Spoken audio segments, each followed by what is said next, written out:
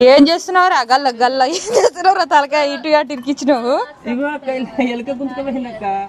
అయ్యో చాయ్ గ్లాసులు పాపం దానికి చాయకు మరి ఎలుకకు చాయ్ పోయలేదట్టుంది మీరు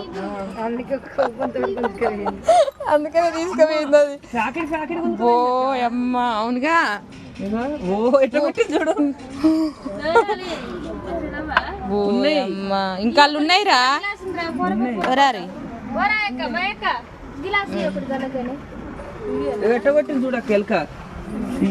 అయ్యో గ్లాసులు